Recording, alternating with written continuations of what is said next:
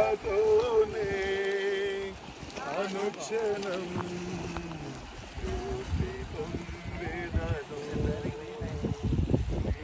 కృపతోనే అనుక్షణం పొందెదను. నా జీవితాన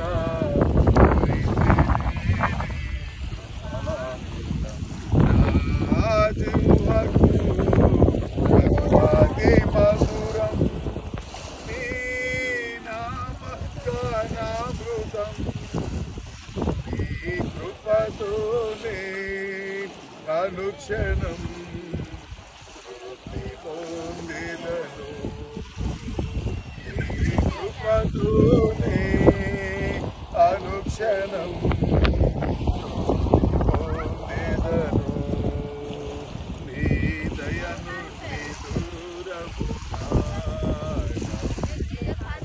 నిరచి పలుకరించితివి. నీ దయను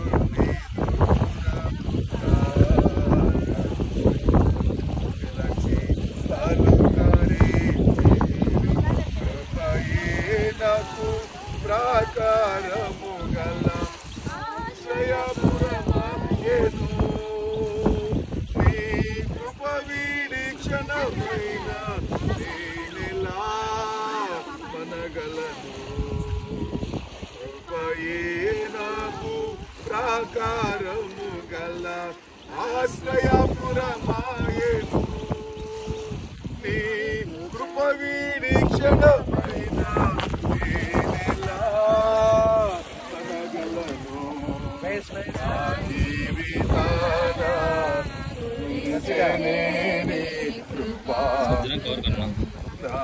రాజువకు మధురాతి మధురం నీ నామగానామృతం.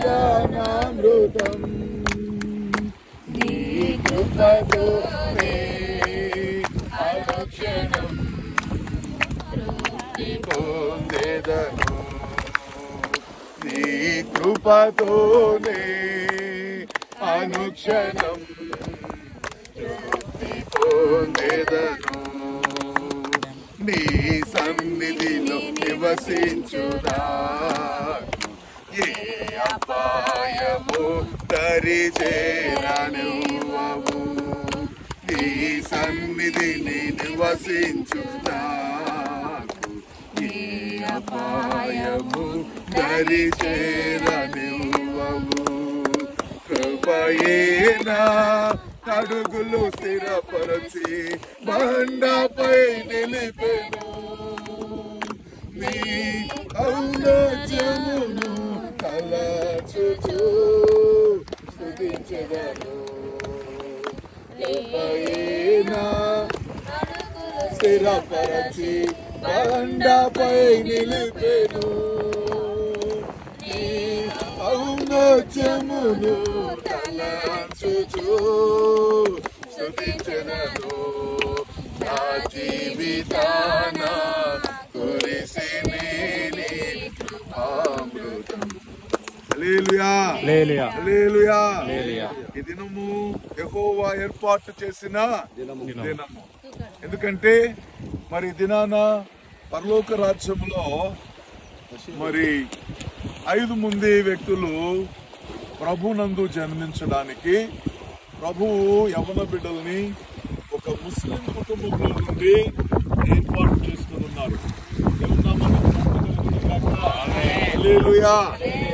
దేవుడు మా కుటుంబాలకు ఇచ్చిన ఈ గొప్ప ధన్యత ప్రభువుని అంగీకరించడం, ప్రభువులో జీవించడం, ప్రభు ఇచ్చిన ఈ రక్షణ, ప్రభు అనుగ్రహించిన ఈ విశ్వాసము, ప్రభు అనుగ్రహించిన ఈ కృపను ఏమాత్రము చేజార్చుకోకుండా అలాగనే ప్రభువు కూడా మేమే కాదు మా బిడ్డలు కూడా ప్రభువునందు విశ్వాసం ఉంచి రక్షణ పొందడానికి సిద్ధంగా ఉన్నారు.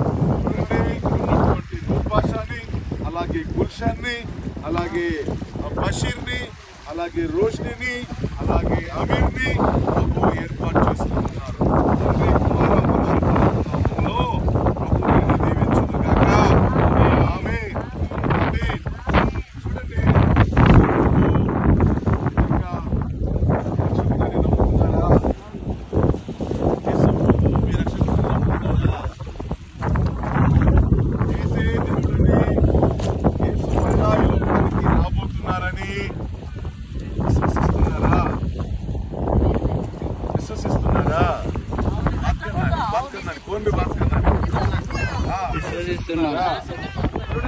ప్రతి ఆదివారం మందిరానికి వెళ్ళాలి.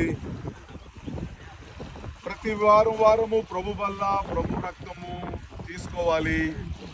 ఎందుకంటే యేసు ప్రభు వారు ఈ లోకానికి రాబోతున్నారు. యేసు ప్రభు వారు ఈ లోకానికి రాబోతున్నారు. ఇది సత్యం.